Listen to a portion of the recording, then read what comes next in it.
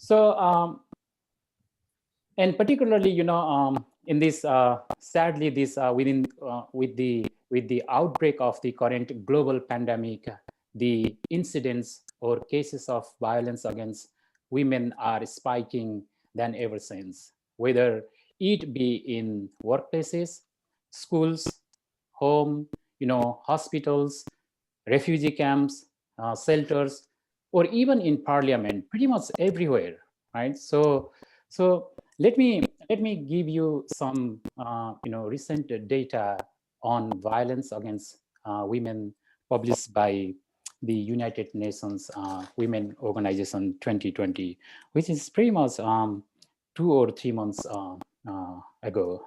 This published data. So the according to this report, globally, 35% of women have ever experienced physical or sexual violence, by a non-partner. Give me 1 second. Okay. And this report, does not include sexual harassment. And among these victims, more than 70% have health or psychological issue, including HIV, depression, abortion, and so on.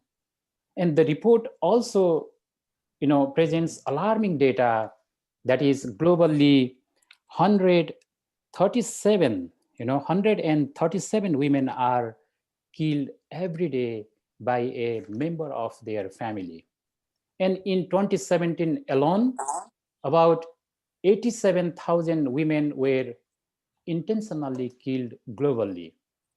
And the UN report also shows that 82% of women parliamentarians, meaning the member of the parliament, reported having some form of violence while serving their terms. So such alarming figures demand an urgent need for government, international communities, civil society, community workers, social workers to act against violence. So today is November 25th, a special day in a sense that the United Nations has designated November 25th as International Day for the Elimination of Violence Against Women.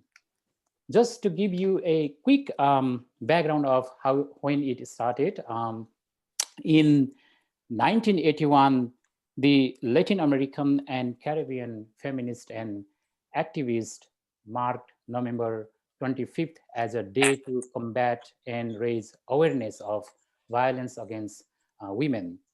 And on December 17th, 1999, the date, that is November 25th, received its official United Nations resolution. So the premise of the day is to raise awareness of the fact that women around the world are subject to numerous forms of violence. So embracing the premise, today we have three prolific speakers who have been working with and writing about the survivors of the violence or in this field. So it is my pleasure to introduce our speaker. Okay. So our first speaker is Rukmini Karki, who is from Boston, USA. She is currently working as a senior advocate at Asia Task Force, Boston. She is also serving as non-resident Nepali Association, NRMA, Boston chapter. Similarly, our second speaker is Clara Garcia Ortes. She is from Barcelona, Spain, and she is the founder, CEO, and executive director of BRC. And our final speaker is Dr. Rita Dhungel, who is an assistant professor of social work, Faculty of Health and Community Studies at McEwan University, Alberta. And thank you, all three of you, for your time and sharing your knowledge, your expertise and experiences. So I would also like to thank all attendees for joining this session. And now, before our speaker begin their presentation, I would like to announce few housekeeping items. So the entire session is recorded, and the audio or video will be made available in social media platforms. All attendees are requested to mute their speaker throughout the presentation to minimize the background noise. Similarly, each speaker will have 12 to 15 minutes to present their topic. We're gonna have time for question answer after all three speakers present their topics. And if you have any questions during the presentation, please type them in the chat box. I will be collecting your questions and will direct to respective speaker later in the question answer session. And also, when typing questions, please be specific to whom you are directing the questions. And most importantly, I would like to make a statement of disclaimer that the comment, content, opinions, and views expressed in this session do not necessarily reflect the views, opinion, and policies of McEwan University, University of the Fraser Valley, or BRC. Okay, so without further ado, I would like to invite our first speaker, Rukmini Karki, to present her topic. So now the floor is yours, please. Thank you, Dr. Karun Karki. And first, greeting from Boston, as I know that we are from all over the global and it's time factors, time difference.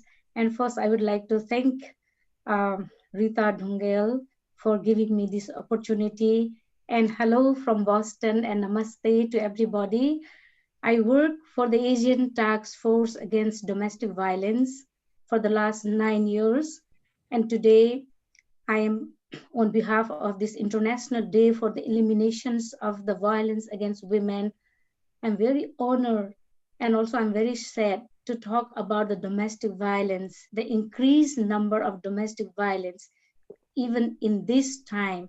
So let me start with my slide so that I can talk more in detail.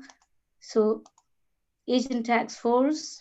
So Asian Task Force, give me 1 second, please. I didn't see the video like when I'm presenting that.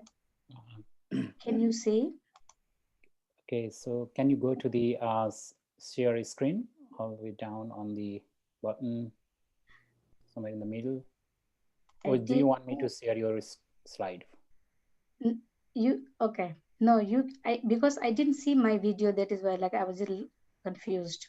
Okay, can you see me? Yeah. Okay, thank you.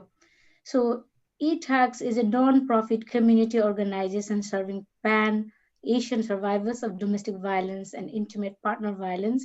We provide services in the Greater Boston, Greater Lowell, and Worcesters. That means 3 places, 3 towns in the major towns. Excuse me, just a quick Yeah. interference. So are you sharing your slide or? Yeah, but I cannot see my video. Oh, okay. So let me share your slide from my side. Okay, thank you. I'll go here.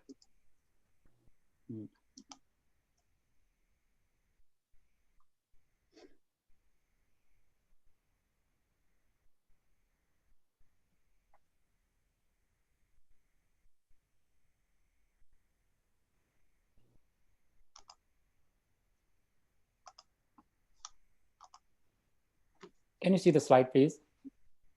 Yeah, I did. Everybody, can you see the slide? Yes, Karun sir. Okay, good. Please, now go ahead. Okay. So we actually, we currently, the Asian Tax Force currently provide services in the 20 languages and dialects. Our mission is to prevent domestic and intimate partner violence in Asian families and communities, and give hope to the survivors. Is it the So second slide? these are the clients for the Asian tax force.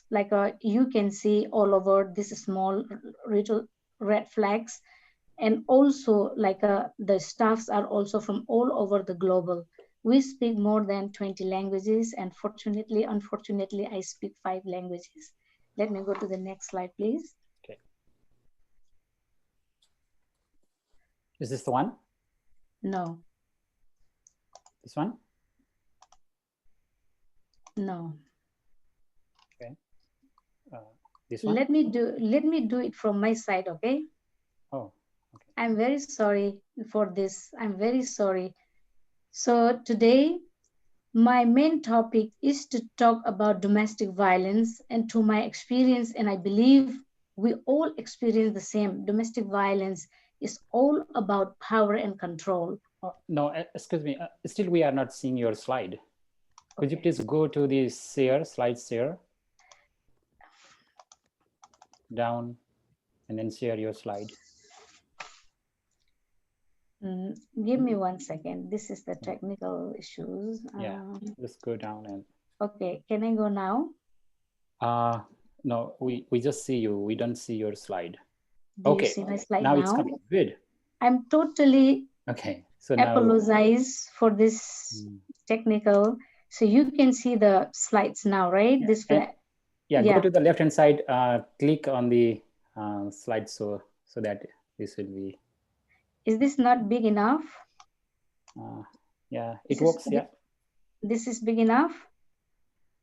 Yeah. Can you click the next? Yeah. Down. Yes.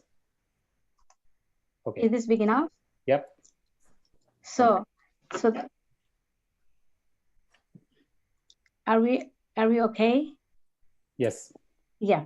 It's perfect now. So let me just explain the definitions of the domestic violence. According to the United States Department of Justice Offices on Violence Against Women, the definition of domestic violence is a pattern of abusive behavior in any relationship that is used by one partner to gain or maintain control over another intimate partner. Likewise, domestic violence, women account for the largest populations of victims. However, domestic violence can be experienced to any person regardless of gender, sexual orientation, immigration status, and other identities. So during this time, in the COVID time, we get a lot of hotlines, the national hotlines. And from here, I just would like to share the data that we get. This is a very recent current data. So we get calls from the maximum. I believe we all can see this chart and this color. The 79% are the female women callers, victims of domestic violence, and 15% were male callers, and 5% were they said unknown. Anybody has called us, but they never tell us their sex. They never tell us their name. So this is what the graph look like, how many percentage of male, female, and other colors. So if we go to the next slide, I can definitely tell you the age contact. What were the age of the people that they contact our hotlines? So we can see, so here, this one, like from 18 to 24 years, we can see the 26%. This is the greatest number of the age group that they call us. And from 19 to 24 is 17%. Likewise, like a 25 to 53 years, I think it's a gray color here, 7%. So, and there are again unknown colors too, 9% by unknown colors. If you have any questions please, I will explain you. But this is the fact that we get every day in our hotline calls. So, types of domestic violence, as I already mentioned before, and my experience also totally rely on this for the 9 years when I was working with this victim directly, and today also I'm working directly. Power and control. It's always about power and control, and I'm sharing my experience in the South Asian communities, especially. So, type of domestic violence, as we see in this will, physical violence is there. Yes, you can see the physical violence, but out of this there are like a emotional abuse, and also like a economic abuse, sexual abuse, and using the children, using male privilege. And out of this, the most important thing I would like to discuss more and stress more on this emotional abuse. As we all know that when you are in danger, when somebody hit you, somebody beat you, you can call 911 and your bruises can be seen. But these days, the people use, the abuser use so much of technique that they cannot see. They abuse you emotionally. They abuse you emotionally, like putting you down, making you feel very bad, isolating you. You're not getting any friends. You can call your families. You cannot report the abuse. So why? Because they will deport you. They threaten you. So you live in a life in a fear. Similarly, economic abuse. Like you have no right to use the finances. You have no decision and control over the finances. You will be only using the amount that will be given to you, preventing her getting or keeping job, making her ask for more money. And most of the clients that we're working right now are undocumented, and clients with very limited English, and clients who has no idea about this big country. So that is where they get economically abused. And most of our clients work under the table, and they work in a very odd hours. This is where they get more abuse from the family. And I have seen in my work experience like using the children, like using the children to pass the message to the mother, go tell her that, go do this. And here when I talk about domestic violence, the more number are women, but in our organization we also serve the transgender, and we also serve the LGBTQ, and we also serve the male genders, male victims. Still we have that. I'm sorry for that word. So again, when we talk about the emotional and psychological abuse, they are totally isolated from the community. They are totally isolated from their family. And related with this issue, let me share a case studies. This is a case studies of my client. I'm still working with her. So when they come to our office, when she come to our office, she was lost, confused, unsure, unclear, perplexed, disoriented, and bewildered. This was the real situation. I didn't get the nice picture, but this is what I wanted to show. My client is a survivor of domestic violence. She has two daughters, 4 years and 18 months old. She got married to a man. It was an arranged marriage. And I have to tell that this story is from India. So he went to India and get married to her, and he lied that this was his third marriage, and it was not disclosed when she was getting married to him. When she came into United States on the first day, for for for 5 years she was kept inside the house. She was never allowed to go out. She has no house keys. She couldn't go out. She has no phone. She cannot talk with her family. She has no friends, and English is totally nil. For 5 years, she lived in that situation. Her mother in law, her father in law, her husband abused like anything, physical, emotional, sexual. There were a lot of abuse during this 5 year times. Eventually, she developed a heart disease, a heart beating disease. So she was taken to the hospital in Boston Hospital, and there the doctor Just I think he guessed this person is going through some kind of abuse. She didn't mention anything because she wasn't afraid, but the doctor had that courage to ask, is there anything wrong with you in the family? I'm your doctor, you can talk with us. I think she tried to tell a little bit but not all. So the doctor connected us. The next time when she had the appointment, I went to the office, in the doctor office, and I talked with her in Hindi language, and she was so excited that someone is talking in my language beside the family members, beside the husband and the mother-in-law. So there I had an opportunity to talk with her and discuss about the domestic violence and her rights.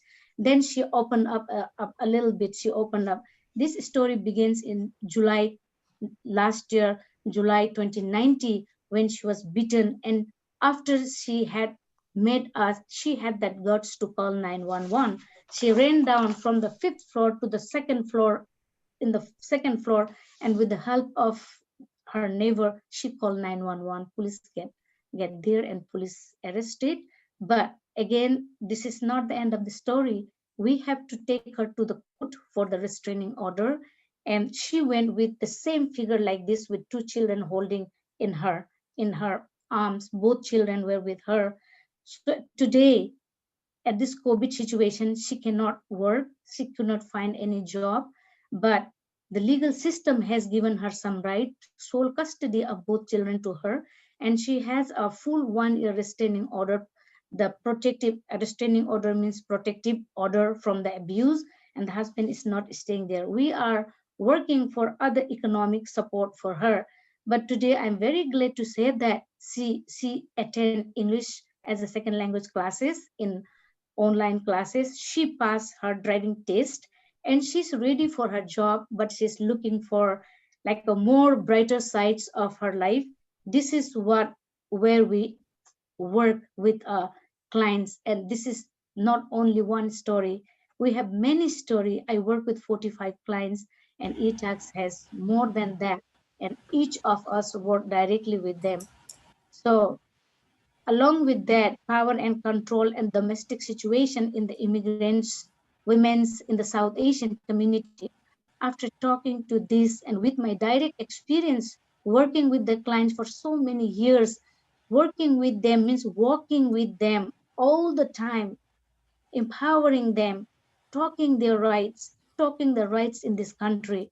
So I would like to suggest today to my audience and to the community what an individual like you and me, like the community people, don't not necessarily need to be the domestic violence expert, but as a community people, as a person, we can help the survivors and the domestic violence victims and other people to prevent the domestic violence in our community.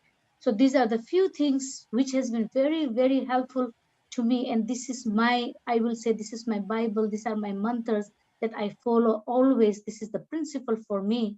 Listen to the story first. Please listen to the story first. Tell them this is not their fault.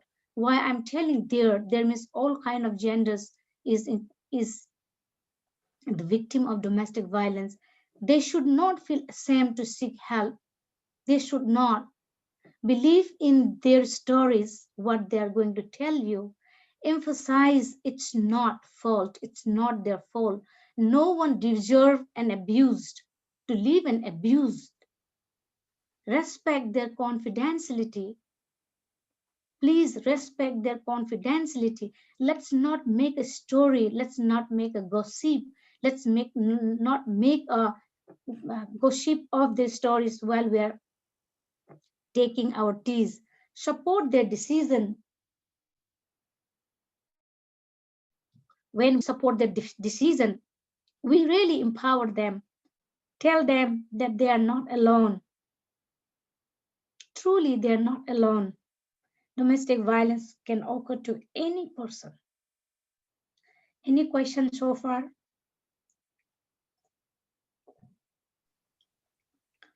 Let's move. Things not to do. Very important. Very important to us. Don't rush into giving your opinions. Oh, yeah, yeah. I know what you're doing. I know what you're telling. No, we don't have rights to say that. Just listen. Don't don't feel you need to give a solution. You are not. We are not in their shoes. We don't know the solution. We can facilitate them. We can show the path, but we cannot give the solution. Don't judge the decision they make. They knows what they abuse, the behaviors of the abuse look like. They know more. They know more than us. Don't intervene without considering safety first, as well as their wishes. Because why I have given this don't intervene, I have seen in my practical life, like in my community, like please not to be offended. They just go and they just will say, if this is someone, you beat your wife, I'll beat you. They just verbally will, and they don't know what the laws of this country look like. You are supporting one person, but you are also abusing another person. So that is why I have been telling this in my community. Just don't show the power that you can beat the person. No, there are law and orders to protect them. Organize people, educate and gather supports. Like today, on the occasion of the International Day for the Elimination of Violence Against Women, I'm very, very honored to present these case studies and my presentation. Like organizing this kind of things one time is not enough. We have to continuously organize and educate people on these subjects, and find the resources for the victims and the survivors. And this is my another recommendation, and I love to work on this always when client comes and giving like a talk program. I always want to talk in my community like how we can build a healthy relationship with an action plan. So the power and control will which I have showed to you, if we consider that and if we consider this, just please look at this chart very carefully. Non-violence, trust. You have to trust one another. If you have that trust, I don't think that will be there will be more abuse. Respect. You need to respect both sides. Create that respect in your family life, create that respect in their work life, create that respect in their neighborhood and in your community. Non-threatening behavior. I have seen I have seen while working with the clients, they threaten the wife that I will deport you.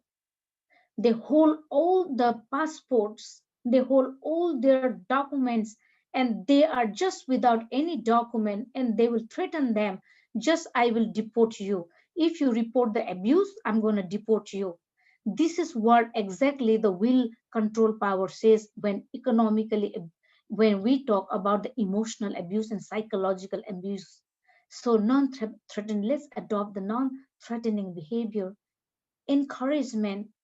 No matter what you work, the odd jobs, or you do a very nice job, you respect the job that she's doing or he's doing.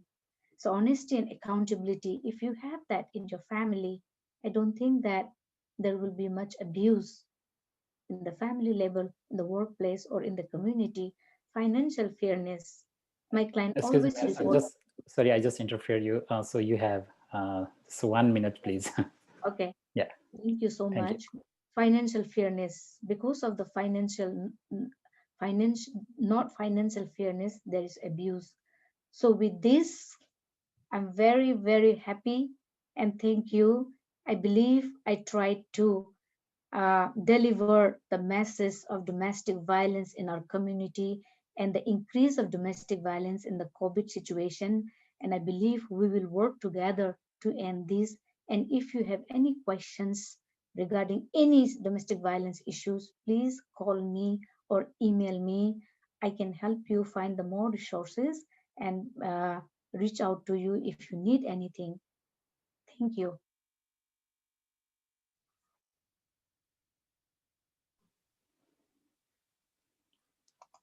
Could you please stop sharing the screen? Okay, thank you. Thank you. So we have our second speaker. I would like to invite Clara Garcia Ortes. So could you please share your slide. Yes.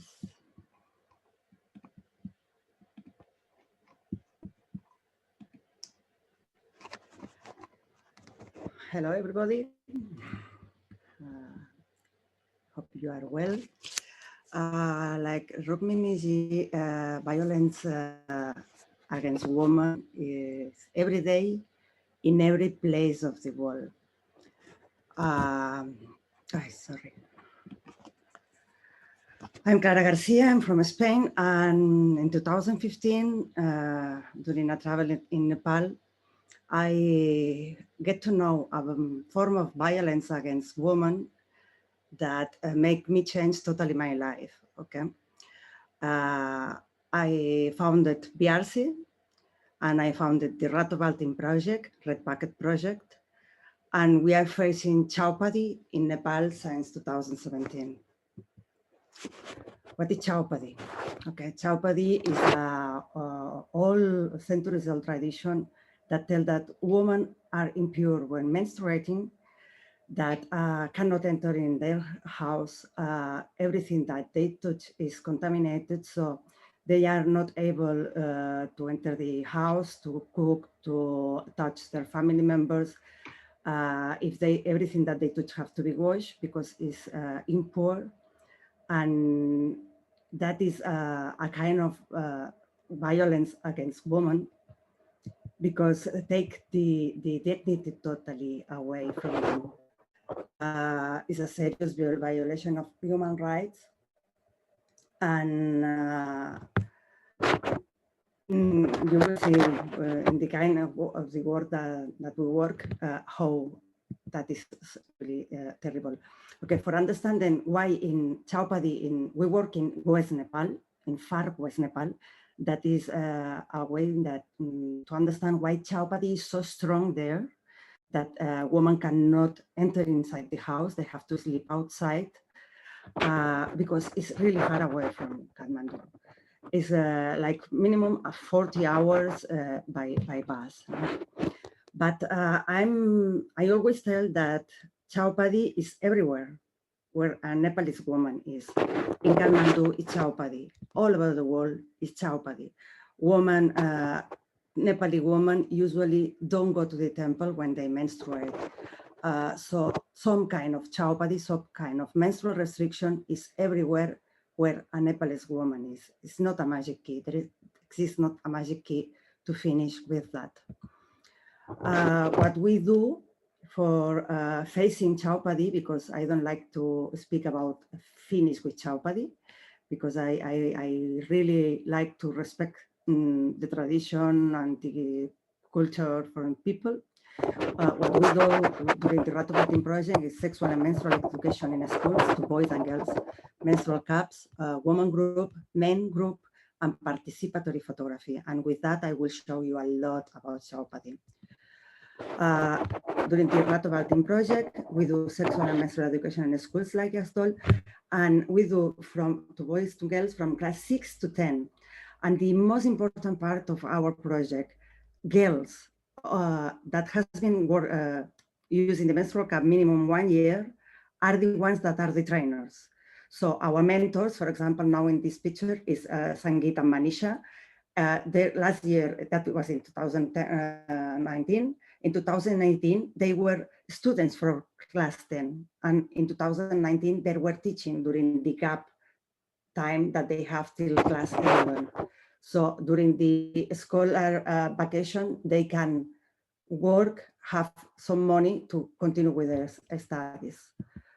We give menstrual cups and an hygienic kit that is with a metal bucket, because with the metal bucket, they can ask for clean water for cleaning their menstrual cup, and they can use the same metal bucket to boil the cup, and we give as well soap and a towel. And we do the woman with menstrual health management with woman group. And if I find the money that I need, I have finally cups for all women, for all ages. Till now, the last 4 years, we only had menstrual cups for young girls, young women. We do a group with men, with pujaris, shamans, with all important men of the village. And we explain the new technology that we have, the menstrual cup, so they understand what we are doing in the village, and that we are not against Chaupadi. We don't talk openly against Chaupadi. Okay, and the most important thing for me is because I'm a photographer, is the participatory photography. Okay, we work with the photo boys methodology. Girls are invited. We never tell the word Chaupadi in class. It's not allowed. We speak always about menstruation, Mainavari, tradition, prata. Okay, Chaupadi is not allowed for our trainers to tell, but Nepalese women tell Chaupadi, Sami women tell Chaupadi for everything, and we use two different words.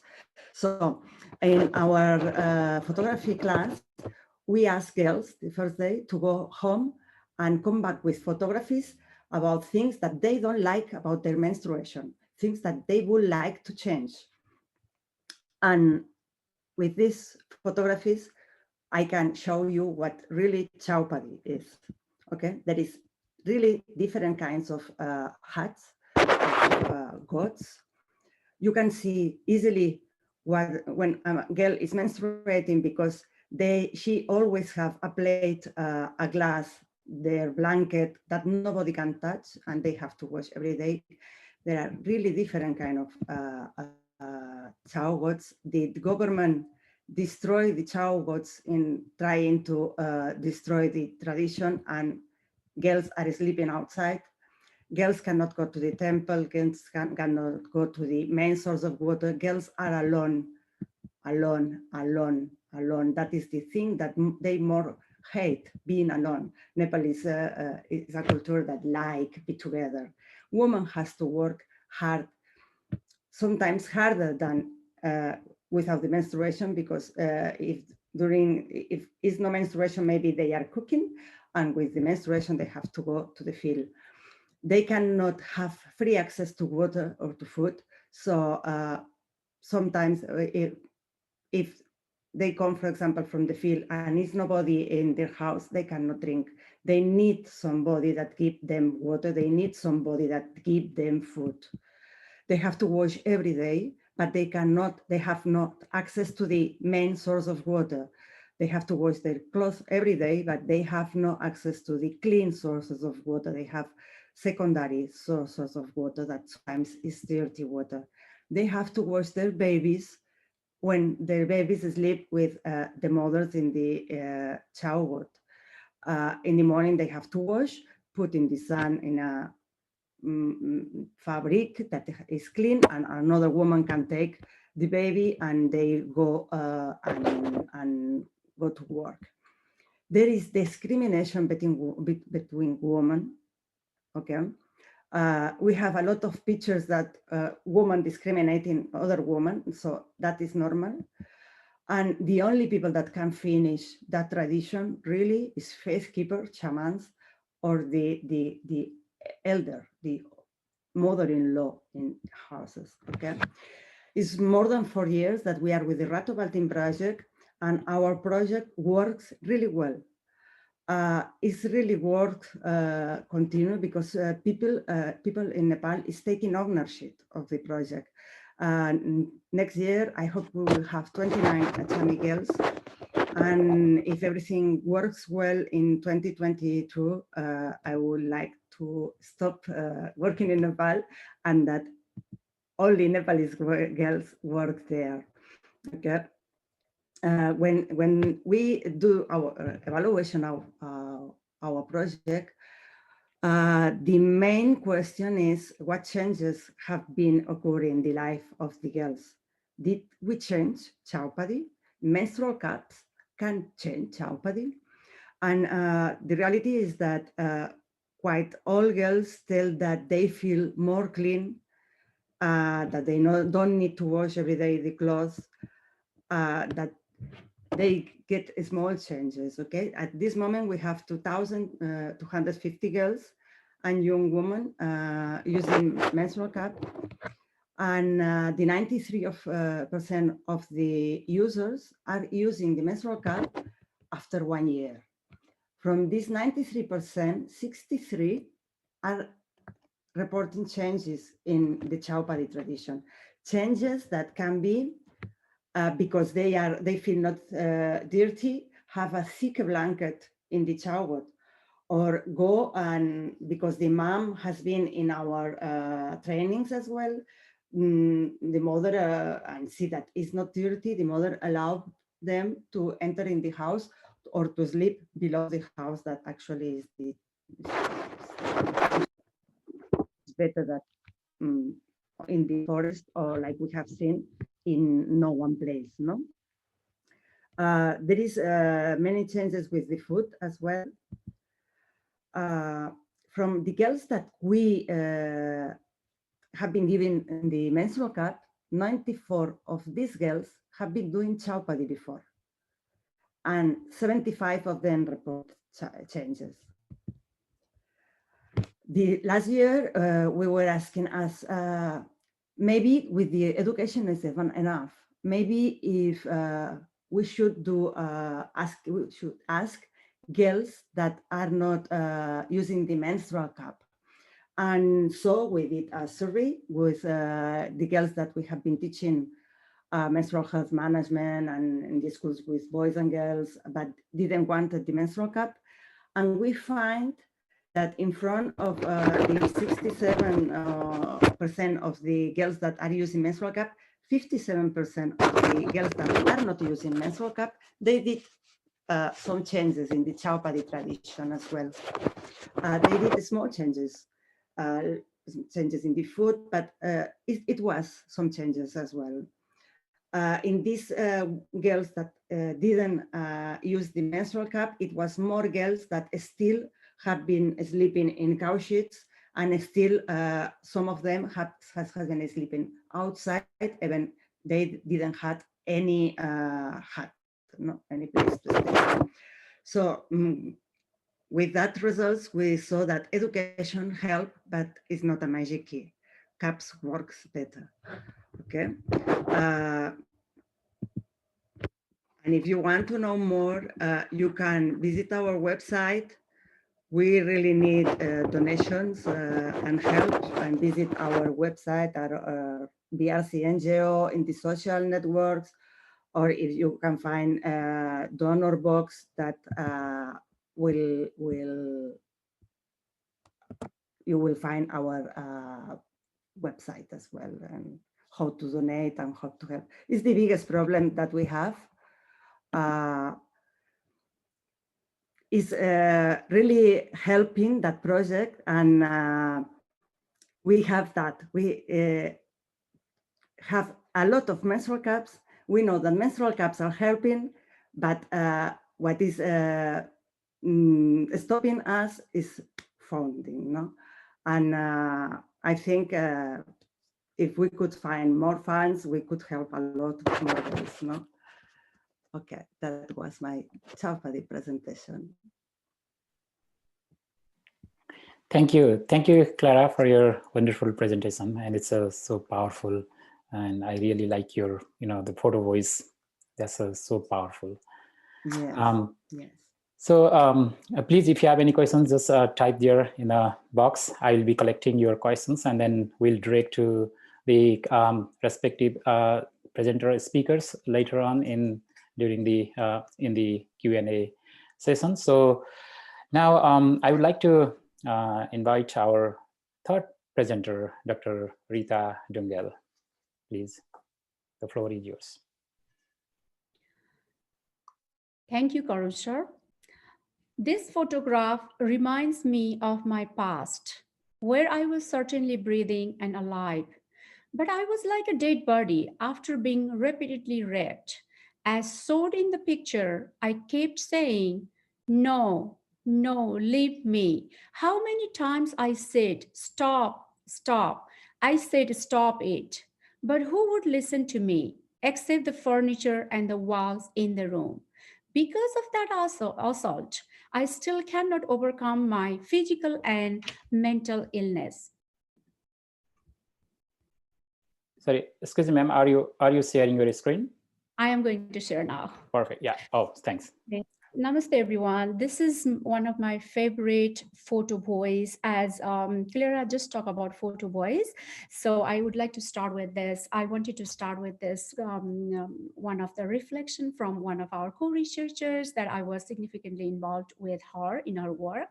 And this is my favorite. So that's something I would like to share with you. And now I'm going to share my presentation.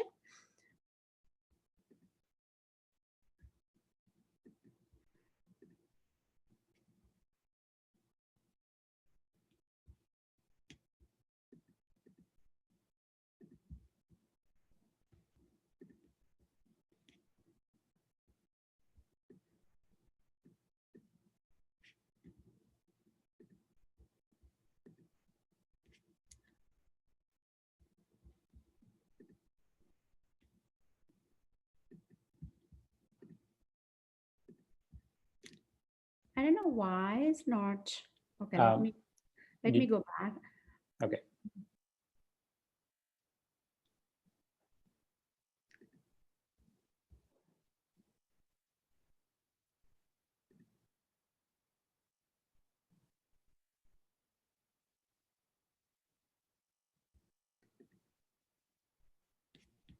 I don't know. It's just so. So can you?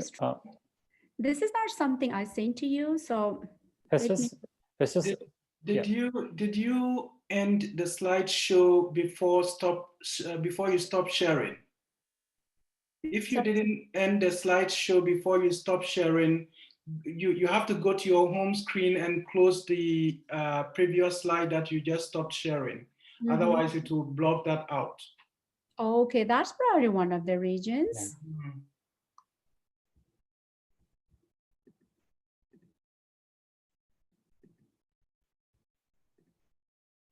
Okay, let me see what I have.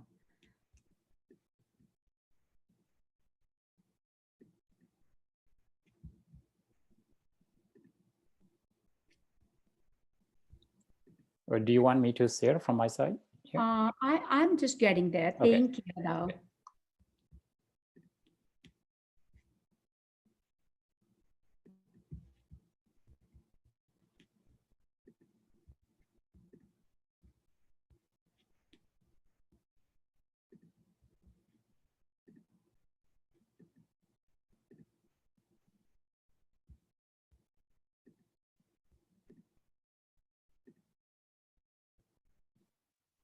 Yeah.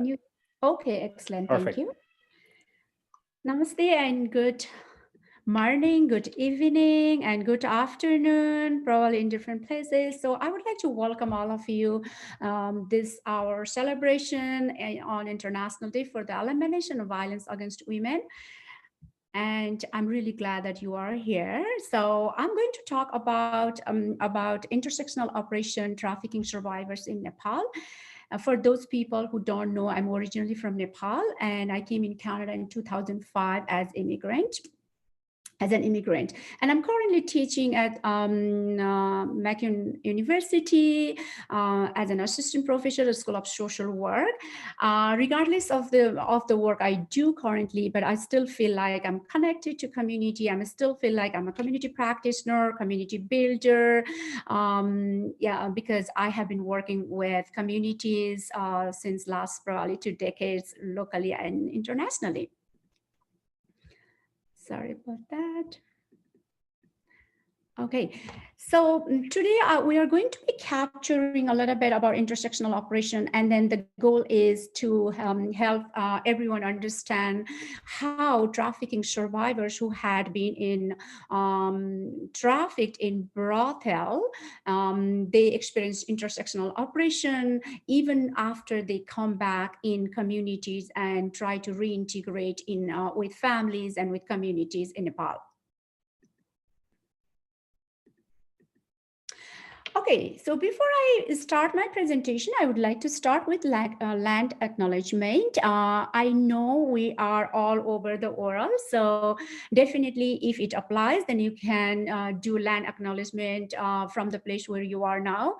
So I'm in Calgary now, right now, so I would like to recognize, I'm a settler of the Blackfoot Treaty 7 and it's the native country. And then I would like to recognize the Treaty 7 and Blackfoot territory. And at the same time, I would like to recognize also 8 co-researchers who had been trafficked to brothels in India, and then now they are back in communities. And now we have a group. It's a formal group. It's a Women's Actions Resource Group. So the Women's Actions Resource Group is active in Kathmandu and in other regions or districts of Nepal, and they have been working not only to support trafficking survivors, but also people who experience violence from either from their partner, immediate partners, or from family or from communities, or experience any kind of intersectional operation in communities in a different way. Okay, so you might be wondering why I am so much excited, or why I got involved in this participatory action research with trafficking survivors. So I just wanted to start with my story.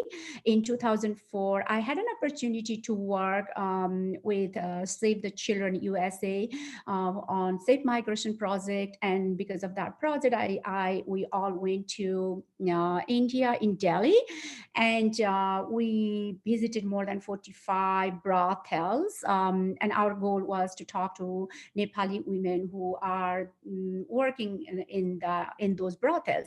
And I still remember the event, or the memories is still ringing on my ears. So it's basically we talked to women from Nepal, and I don't look like I look like an Indian person, so they thought I'm originally from India. So we talked in Hindi language, and they were saying, oh, we are so happy here, we have food, we have nice clothes, and we can also make a little bit money to send to our families in Nepal.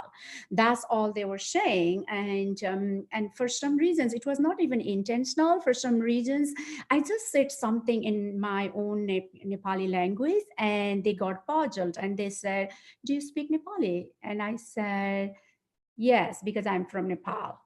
And believe me, it changed the whole dynamic. It changed a group dynamic in terms of they felt so connected to me right away, and they started crying, and they started saying, this is something I lied, we lied to you, we are not happy, we don't want to stay here, please take us away from here right away. So when we were speaking in Nepali language and the girls were crying, the in charge of the brothel oversaw, like when the person saw us talking in some different language that she was not understanding, and she just came to me and said, what language you were speaking? I said Nepali. Then she got really upset with me that you should have told me earlier before you enter into our building. We would not have allowed you to come and talk to Nepali women. So that was our conversation, and they asked me to leave right away. I felt so vulnerable, so helpless, that there was nothing I could do. And they were saying, when are you coming back? When are you coming back? And I just felt so bad. And after that, and then I had to leave because my safety was became also my first priority at that point. I left, and then it was in 2004. And then I definitely reported, submitted a report to the DOME agency, but I don't know what the report is. And then their voices, what they said to me while I was leaving the building is still ringing on my ears. And I feel like if I had an opportunity, then I would be working with those people, or with, the same areas, trafficking, and then their reintegration. So that's one of the motivational factors that I got involved in the areas of human trafficking for sexual exploitation. And then I'm a social worker, and I really, really want to do social justice research. I'm not saying that other research are not social social justice research, but for me, it's basically if there are some, I know we talked about our previous presenters talk about empowerment and so basically, I really want to promote some of the opportunities for the people who don't have voices, or who have silenced voices, or who are disenfranchised, or who are marginalized or vulnerable. Just give them an opportunity or platform to talk and share their stories in a safe and democratic environment. So this is my aspiration this for research, and that's also another factor motivated me to be part of this story, this research. And the research, I'm not going to talk about methodology, but I just want to give you a brief overview of the methodology that I used when I was working with trafficking survivors. That is called participatory action research. And we took this picture because we felt so connected at the end of the day. The research actually lasted for 1 year. And then this is the picture that we took probably 2 days before we celebrated the completion of the research. And participatory action research I would say that is an emancipatory or liberatory approach that allows people who have common issues come together and share their issues and learn from each other and develop some strategy to address the issues and act upon them. So they people, because of their actions, there are some changes for sure. So we saw lots of social and personal transformation, or we achieved some personal and social transformation throughout the research program. And I have a small video clip to display today, or to play today. And then, so we will see some of the personal transformation and social transformation piece that we achieved through this study. And this is an iceberg, and we always say, because there are not really any indicators. Actually, there are indicators. I shouldn't be saying that there are not indicators, but the indicators the public develop, public in terms of government, in terms of service providers who are working with anti-human trafficking efforts. Their indicators, and then the trafficking survivors, we develop together, our indicators are completely different. So you can see that the iceberg, on the top of the iceberg, their indicators are basically if you are back in Nepal, and if you are married to someone, and if you are living with your families. That is the key indicators of reintegration. And then in addition, there is one another indicator. If you are working, if you are employed, then people and government and everybody say that, oh, the person is reintegrated. I heard lots of comments from stakeholders saying that, oh, ABCD are already reintegrated, and that we don't have to work with them, right? So this is the information, or this is the message we are getting, or we are receiving from government. And in that point, how would we not presume that there are some other process that we can also apply in our current practices? For example, this is the current practice in Nepal about reintegration. And so one person, like let's say A was trafficked to brothel, and then she is back in Nepal. Either she was rescued or she escaped with the help of her clients. In my research, a couple of girls, they were escaped from their clients' help, and then when they come back in Nepal, then they are going to be placed in a rehabilitation center, and there is not good enough rehabilitation center. There are only 14 out of 77 districts, and then they get food, clothing, and very basic health services, and a little bit legal services, because if someone wants to file a case against a trafficker, then they can certainly do that. And then some of counseling services they can get the first stage of rehabilitation process. And then the second stage of of rehabilitation process is they have access to formal and informal trainings. For example, some of the vocational trainings they can get. If someone is willing to be a tailor, then they can get some sewing trainings, or jam making, or there are some of the trainings they can get. They can build their skills, but not necessarily is formal.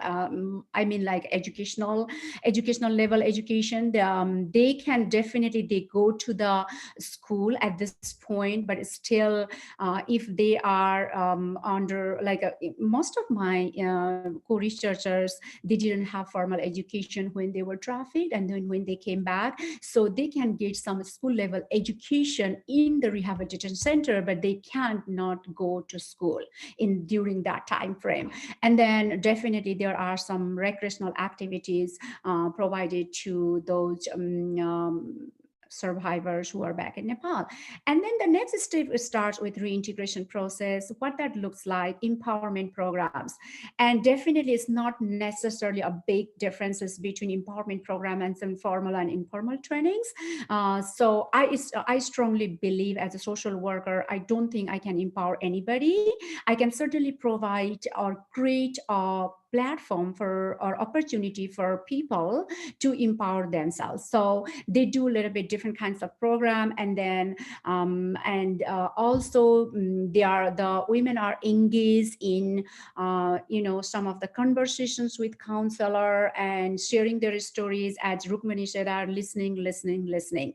That's something they do that also definitely help to empower the women.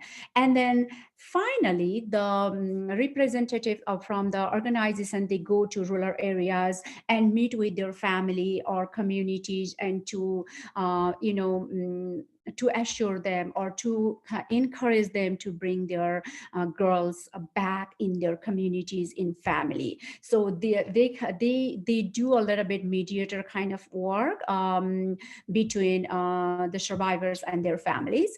And then finally, it's a successful rehabilitation. That's how they code successful rehabilitation. They as soon as the person leaves the rehabilitation center and then go back to family, then it's called family reunification, and then that's the successful reintegration.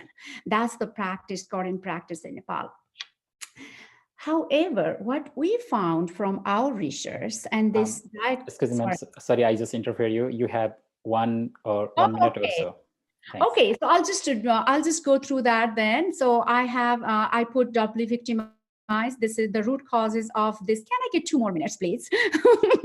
Okay, so this is the root causes of trafficking. They experience lots of violence at this point, and when they are back in community, the green boxes speak to the intersectional operation they experience in their integration phase. All the green boxes, and then it's called gender operation, systemic enablers of operation, social and religious exclusion, and microaggressive behaviors.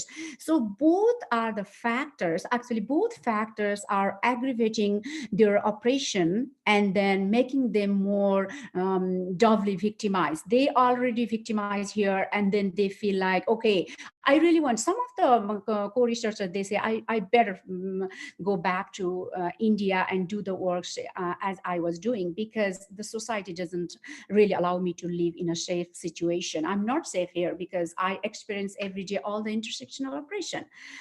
So I'm not going to go all the examples. I have all the examples here, how people experience from all the green boxes, like a social and religious exclusion, microaggressive behaviors, and systemic enablers. But it's just a 2 minutes video, and is that okay if you play this video, Dr. Karun? Sure. Okay, thank you. This is very powerful video, and let me know if you can see.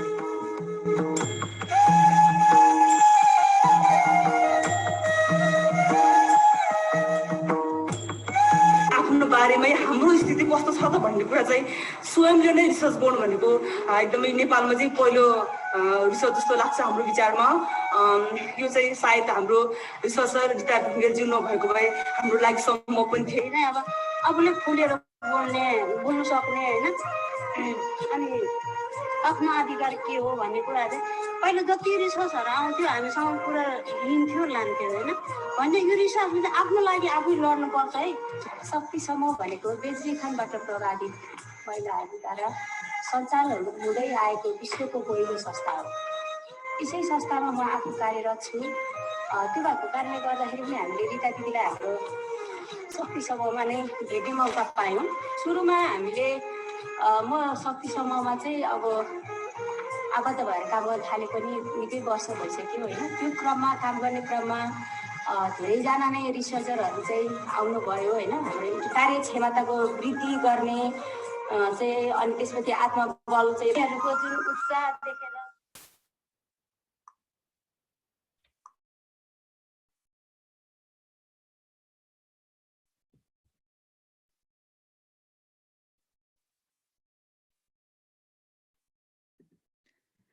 Okay, I think that's all. I'm going to stop here. I didn't go through all the video, but that's something I wanted to show our community, this community.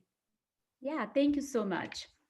Okay, so thank you so much, Dr. Rita Dhungel and Rukmini, Karki, and Clara for your powerful presentations. So it's very, very impressive, and it's a timely, and particularly given this and current pandemic, you know, as the cases are going up. So in the meantime, I will be collecting the questions from the chat box. So any of your audience have any specific questions to our presenters? Otherwise, I will be collecting questions from the chat box.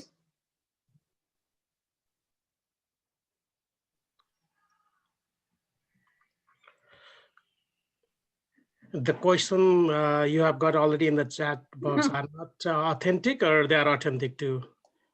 Oh, yeah, they are authentic. Authentic. Okay, that's okay. So, okay, so you have a question? It's okay. Just I just They already are mentioned. very authentic questions. Yeah.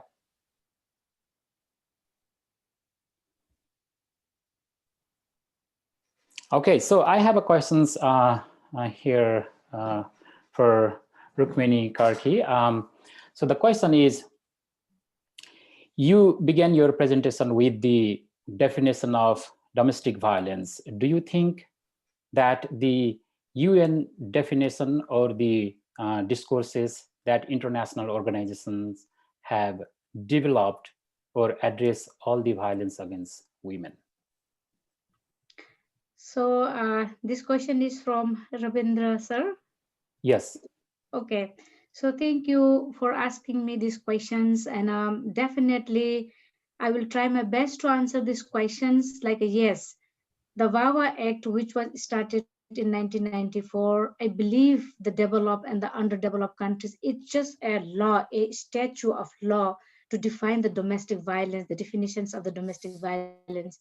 But like our organization, each individual organization under that umbrella follows their missions, how to eliminate domestic violence in their area, in their neighborhood. But as a broad spectrum, that definition is being followed by, yes, many different organizations. Okay, thank you. So the second question to Clara. Do you think menstrual taboos are a developing world issues? There are similar practices in most West African countries. So what's your thoughts? I think there is similar practice all over the world, not in Asia, not in Africa, in Central America, there is similar practice. I think all over the world, there is this menstruation taboo.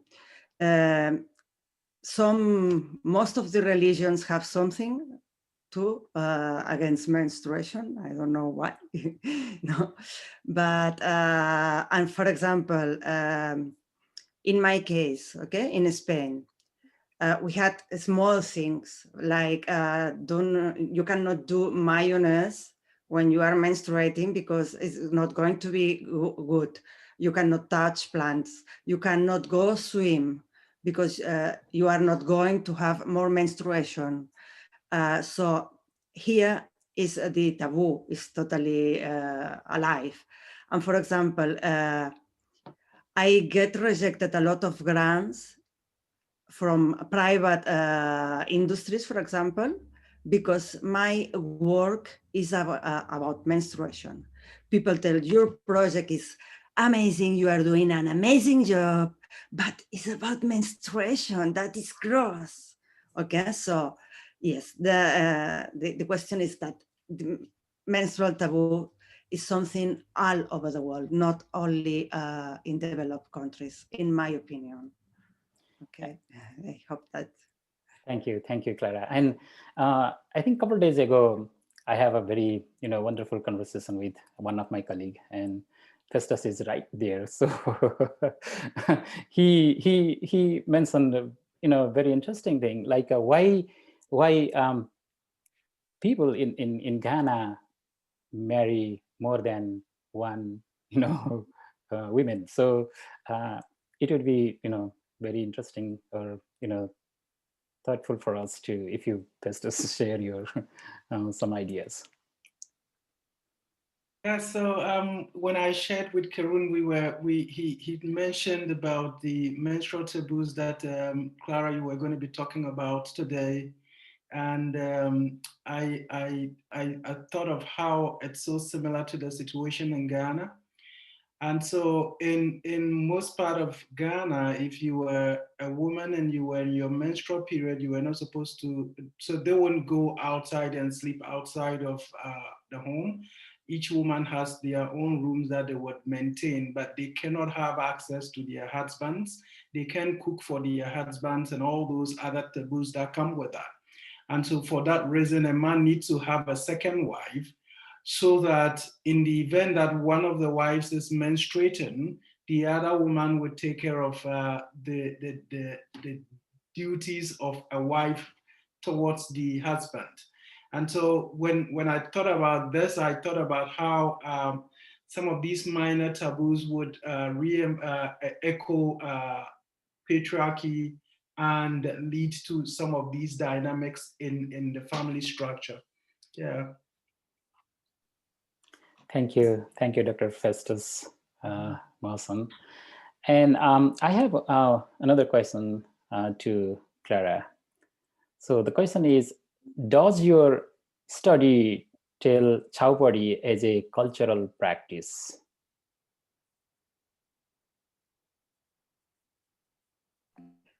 Yes, it's a cultural practice, it's a religious practice, quite, and is subject to change, culturally changing.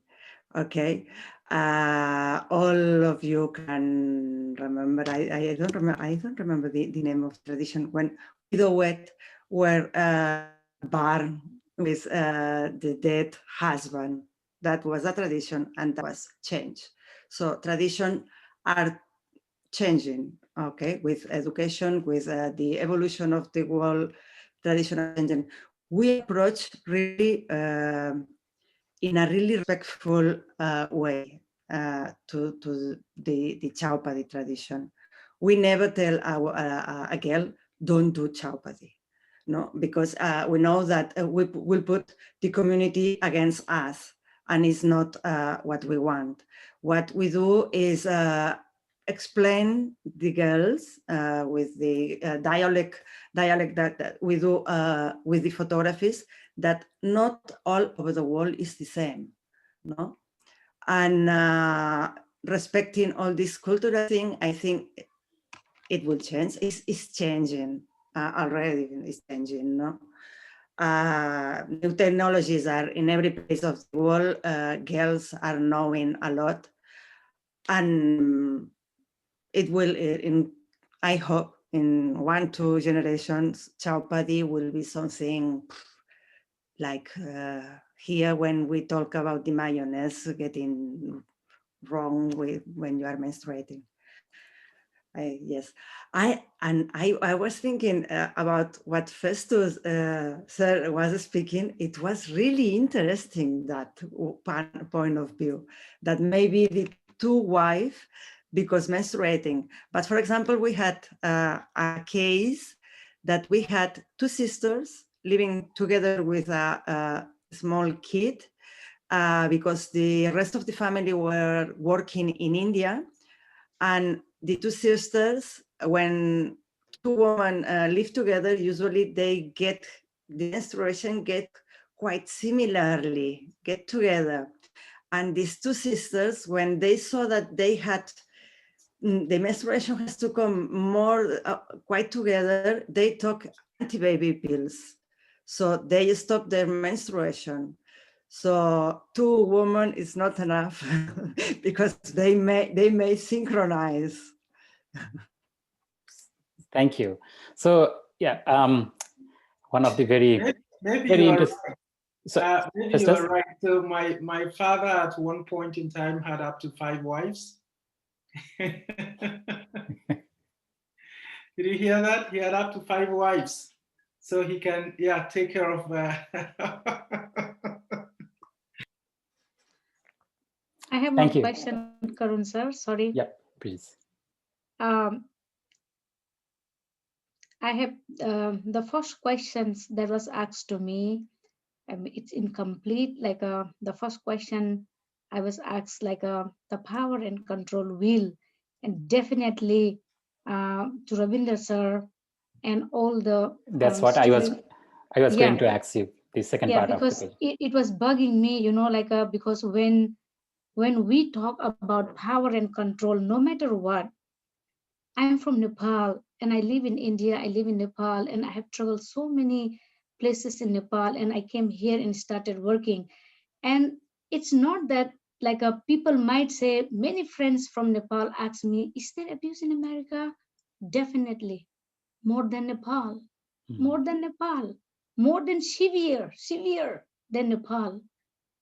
Like in Nepal, hitting and beating, just hitting, beating, like even when people, I'm talking specifically about the Nepalese community, they don't know that they live in domestic violence situation unless and until you get some organization, your doctor tell you, or you meet some people who works like that. So since I'm here in Boston for the last 15 years, and my expertise was not domestic violence, I'm a sociologist by profession, but when I came here and studied the international development, then I got a chance to work in the domestic violence. This is where I find the passion to work for the people. You don't know whether you live in the domestic violence situation or not. Okay, the power and control, that is for everybody. As I define, domestic violence can happen to anybody, any race, any shade, sexual orientation, any age, any class. It can happen to anybody. Where comes power and control?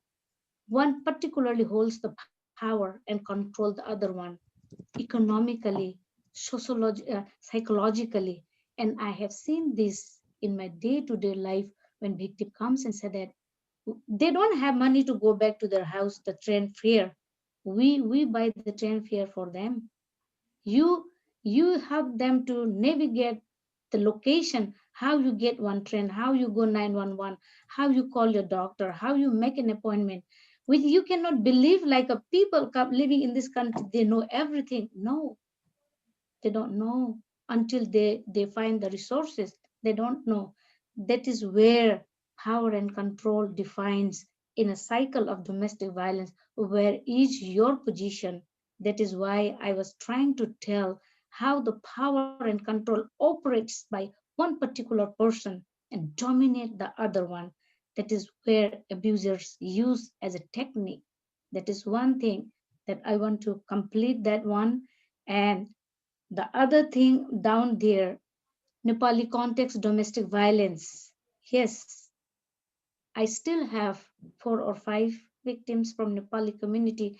And in this today's presentation, I didn't show a report which we did a research. 240 Nepalese victim report voluntarily to police in 2015 in Boston. 240 people reported. That means 43%. They fall victim of domestic violence beside the genders. Yes, beside the genders. People get here, they get the green card, they are abandoned. Then when they come here, abuse started. There are many reasons. There are many reasons where the abuse start from. And it's not that an organization, domestic violence organization, can eliminate it, but we can always help to prevent, make them aware. That is where my presentation I wanted to focus. We all can stand and prevent domestic violence. And in COVID, in the COVID situation, there are more. There are more. I cannot talk to my client because she will text me, he's home, I cannot call. She's home, I cannot call. Please, next time. These are the situation in COVID you can find in one room. There are more abuse. You see every day. There is hatred. There are so many things. And economically, children's schools are remote. Mother cannot go to work. She need to resign from the work. Single mother. So many economical abuse. We don't see it. We cannot imagine it. When we work directly, we know more where the pain is, and we are trying to give the hopes to these people who come to our office. Hopelessness, totally broken. We are trying to build the hope, trying to show them the path to build the potential that they have inside. When they come report in your office, totally broke down, totally. No matter how much educated you are, you become paranoid when you are the victim of domestic violence. You don't know who to tell. You carry that same for the family in Nepal or India. So this is where they live in the abusive situation. And you cannot force them to come out from that situation. It's their decision whether to come out or whether to live there. So, but our job is to teach them, to show the rights. This is where my presentation, and this is all the questions that I saw in the chat. I tried my best to answer them. I'm also trying, I'm not the expert, but we are trying to help the victims and the survivors to stand on their feet. Thank you. You really did answer the question. So it's really a great questions, but the answer how's very in a simple language and in a solid way you answer this question. So thank you very much. And I have another question which is coming from a different perspective. So it's from Krishna Kumar Yogi. So this question is it's open to all the presenters. So the question is, we have heard a lot of people talking about women empowerment, women's rights, and women's emancipation in different conferences, webinar discussions, and forums. Mainly the pathetic stories of women have developed, reported, and discussed.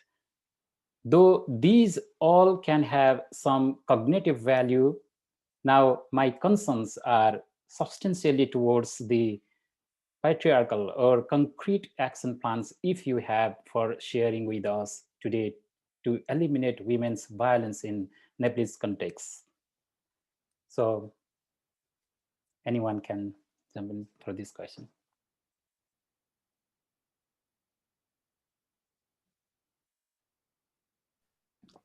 Okay, I think education is the key. Education. Women in Nepal have to learn their rights, like everybody. Like Rukmini was telling, when she arrived there, she realized the violence that is there. For example, when I arrived to Nepal, when I arrived to Acham, I couldn't speak Nepali, but I was feeling the violence against women in the air. So I think is a matter of education and knowing their rights. Rita, what do you think about? I can certainly answer from my own perspective. What I find out that definitely I agree with Clara. Education is the key point. At the same time, it's called neoliberal patriarchy. So basically, even in my study, most of the traffickers were women.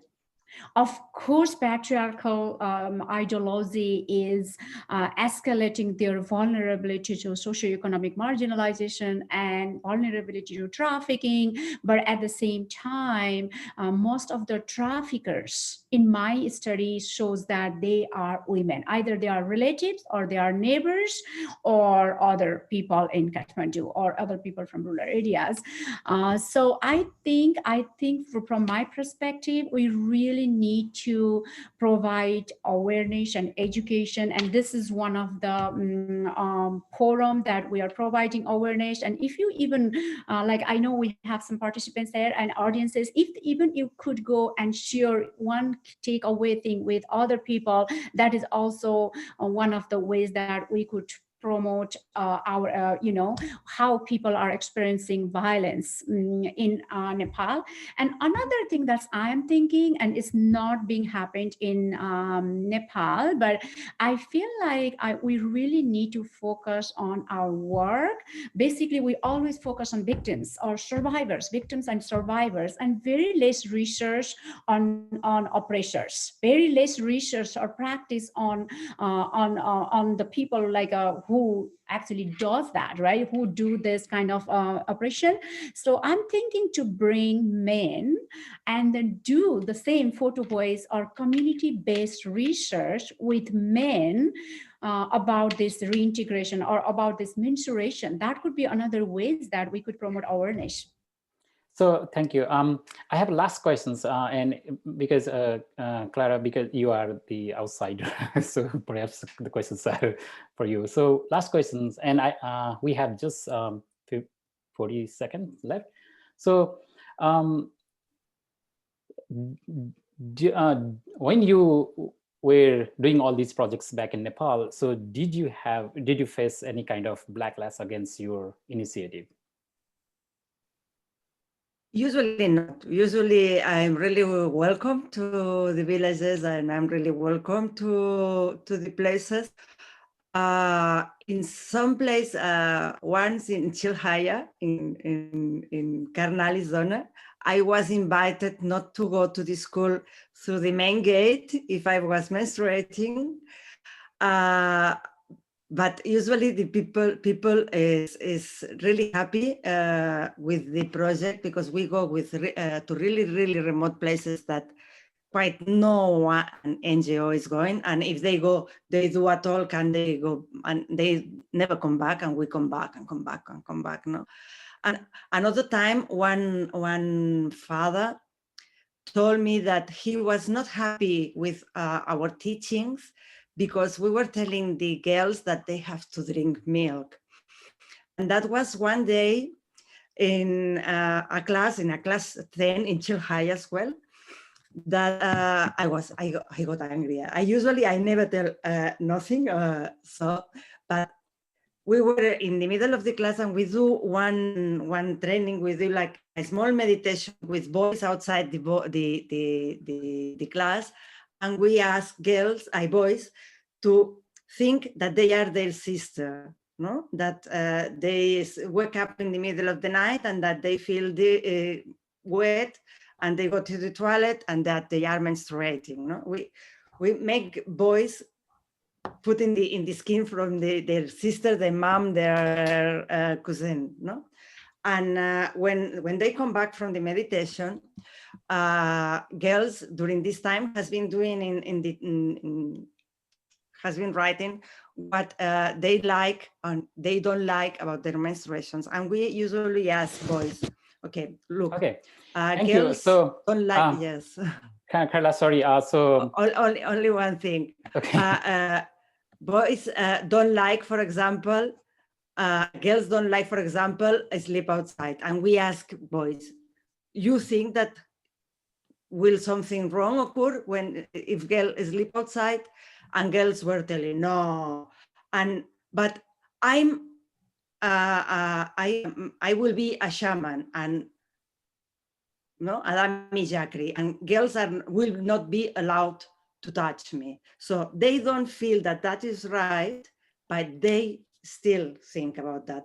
And that day I was angry, and that is why the father comes and told me, you cannot tell that they don't drink milk. So only Okay. once. So thank you very much. So now I am going to stop the discussion at this point. Karun, sir, I just wanted to add one thing. Ravindraji, I saw your questions on the chat box, but we can certainly talk behind the scene Sure. and then we can have more conversations. Thank you. I just Yeah. don't want you No feel like problem. kind of abandoned. Okay. Definitely, yeah. Please, if you have any questions and those questions which are not answered now, so you can directly send them to the speaker, or you can send it to me, and then I can, connect with the speakers. So I'm really grateful to all speakers for your valuable time and discussing these important issues. And I would also like to thank all attendees for taking part tonight. And thank you and namaste. Thank you for coming. Thank you so much. Namaste. Namaste. Thank you. Thank you. Thank you. Thank you. Namaste. Thank you. Good night.